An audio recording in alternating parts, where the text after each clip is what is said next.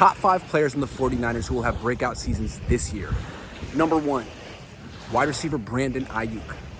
He's been the 4th option in a run-first team, as he put it, for a long time. But not this year. This year he's going to be the number 1 option, at least in the regular season, for a few reasons. 1, he's the most durable weapon the Niners have. He hasn't missed a game since his rookie year.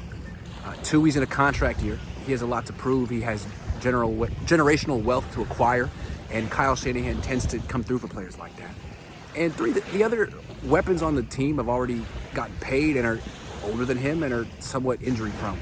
Christian McCaffrey, George Kittle, Deebo Samuel, guys who've already gotten paid, guys who miss games, and guys the Niners really need to be playing at their best when the playoffs come around. So I can see those guys missing some time, being,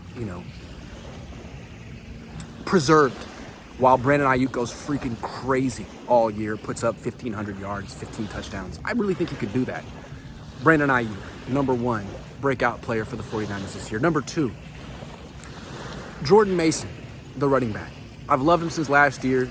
The Niners were slow with him, the rookie, but now he's a second-year player, and the running backs ahead of him on the depth chart, Christian McCaffrey, Elijah Mitchell, both of them missed time. Give Christian McCaffrey credit. He didn't miss time with the Niners last year, but he tends to miss time. He's a smaller running back. Elijah Mitchell misses time all the time, and I think Jordan Mason is just a couple injuries away from getting his opportunity and not giving it back. I'm not saying he's going to be the Niners' bell cow, but I think he will become their change of pace running back fairly quickly. It'll be Elijah Mitchell when the season starts, but as soon as he gets nicked up, which happens quickly, Mason will take the spot and won't give it back. And then if McCaffrey misses any time, it'll be interesting to see Mason as a guy who gets 15 to 20 carries a game, because I think he'd be really good in that role. So Jordan Mason's a guy who is an injury or 2 away from putting up 1,000 yards and 10 rushing touchdowns. It sounds crazy now, but he could do it. Jordan Mason, number 2 breakout performer. I would bet on him putting up big numbers this year. He's going to get his opportunity. Niners running backs get hurt all the time. 3, Spencer Burford. Everyone's looking at which second-year player is going to have that big leap this year. I think a lot of people are looking at Drake Jackson. I'm looking at Spencer Burford. To me, Drake Jackson's rookie year was not good. They had high hopes for him. He was their top pick. They gave him a role. Then they took it away from him. He was a 3rd down pass rusher, and by the end of the year, he was nothing. He was inactive. And they can say what they want. He wasn't strong enough. He wasn't powerful enough. He might be a year away still.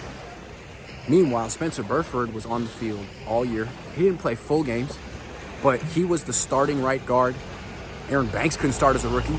I think Spencer Burford is going to take a leap from being a solid rookie to a good player.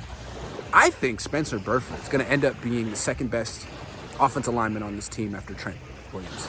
Better than Aaron Banks. I think he's going to be the guy who makes the biggest leap this year, not Drake Jackson. We'll see. It looks like Burford's the one who really changed his body the most this year, not Drake. 4, I want to go defense. Nickelback Isaiah Oliver. He's a vet. He's been around. He was in Atlanta. He's a different type of nickelback than the Niners have had. When they had Kwan Williams, who was 5'9", they had Jimmy Ward, who's 5'11". Isaiah Oliver's 6'1".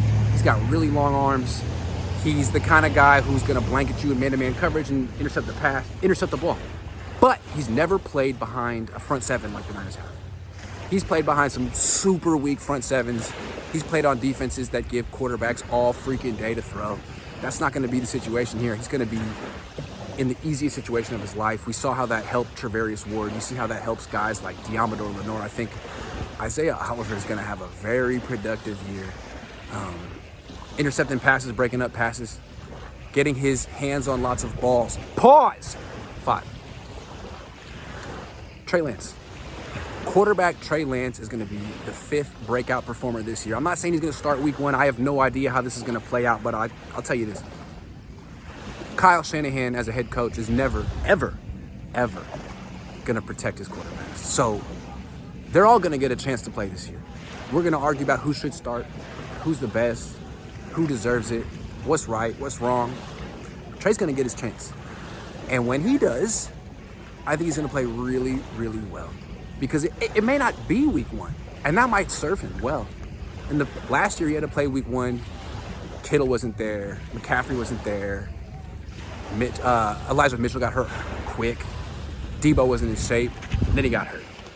This year, it could be Brock first. It could be Darnold first. But when Lance gets his chance, he'll have Kittle. He'll have the whole crew out there. He'll have McCaffrey. I think he's going to play really, really, really well. So the Niners could bury him for a while. They could write him off. But once he gets his chance, I think he's going to play well in spite of everything that's happening. 5th breakout performer of the year, Trey Lance. Recap: Brandon Ayuk, Jordan Mason, Spencer Burford, Isaiah Oliver, and Trey Lance.